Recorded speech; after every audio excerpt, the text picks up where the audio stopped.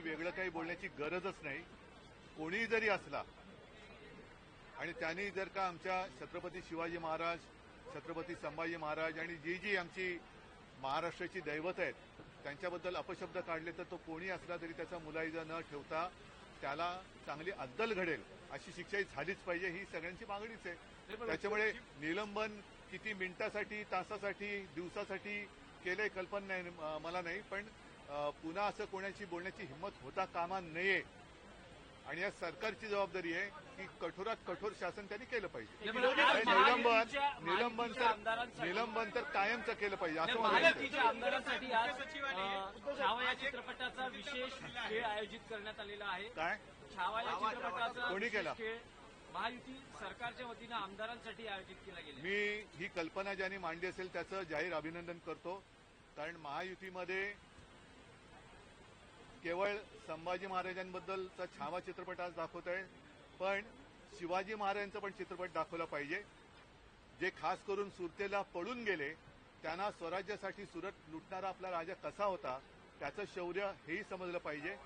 ज्यांनी स्वराज्यासाठी धर्म न सोडता मेलो तरी 72 हे नुसतं बोलून नाही तर दुर्दैवाने त्यांचे भोगावं लागलं, त्या संभाजीराजांचा पिक्चर या गद्दारांना दाखवलाच पाहिजे.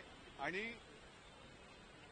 जे काय सगळे पळून गेले भीतीने, ईडी, इन्कम टॅक्स, सीबीआय, तेव्हा तर ह्या आपल्या राजाने संभाजीराज म्हणून आम्ही त्यांना दैवत मानतो, तर त्यांच्यापासून काहीतरी बोध घ्यायला पाहिजे आणि विशेषतः या गद्दारांनी छावा चित्रपट पाहायलाच पाहिजे. उद्धव साहेब, विरोधी पक्षनेत्याबाबत भाजपा सकारात्मक नाही अशी बातमी भास्कर जाधव नाही, पण मी बातम्यांवरती का बोलू? त्यांना काल आम्ही आमची मागणी रितसर केलेली आहे, रितसर त्यांच्याकडनं उत्तर आल्यानंतर बोलू.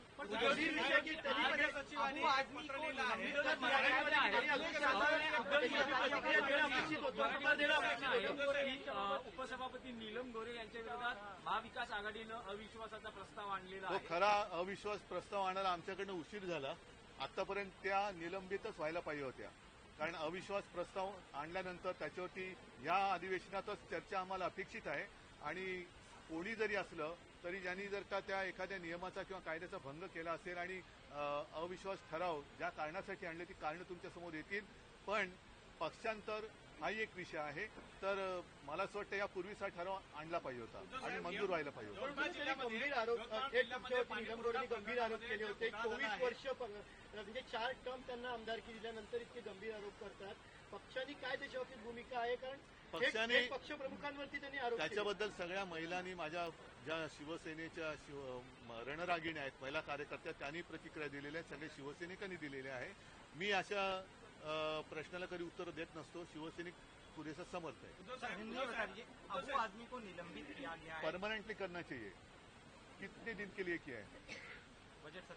बजट सत्र का क्या मामला होता है? वो 2-3 हफ्ता चलेगा, सप्ताह चलेगा, लेकिन परमानेंटली उसको निलंबन करना चाहिए. अखिलेश जी ने आपत्ति जताई, उनका नहीं, उनको जताने दो. हम पूरे महाराष्ट्र ने उनके खिलाफ आपत्ति जताई है और अगर वो चाहते तो वहां से उनका चुनकर लाए. किसी को सस्पेंड करने से सच छुपता नहीं है, ऐसे अखिलेश यादव ने कहा. सच का मतलब क्या है? सच वो जानते हैं. नीलम गोरे के खिलाफ आपकी तरफ से, महाविकास आघाड़ी की तरफ से नो कॉन्फिडेंस मोशन लाया गया है. देर हो गई है, लेकिन अब इस सत्र में हमने लाया है और पूरे महाविकास आघाड़ी ने मिलकर लाया है.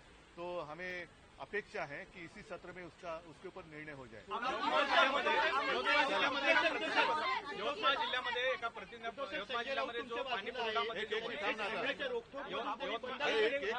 यवतमाळ जिल्ह्यामध्ये पाणी पुरवठ्यामध्ये जो मोठा घोटाळा झाला आहे, त्या प्रकरणामध्ये आज चीफ सेक्रेटरीने हायकोर्टामध्ये एक प्रतिज्ञापत्र दिलं आहे. त्यामध्ये म्हटलं आहे की या जो घोटाळ्यामध्ये सगळे दोषी आहे ते मुख्यमंत्री आहे, असा एक प्रतिज्ञापत्र दाखल केलं आहे.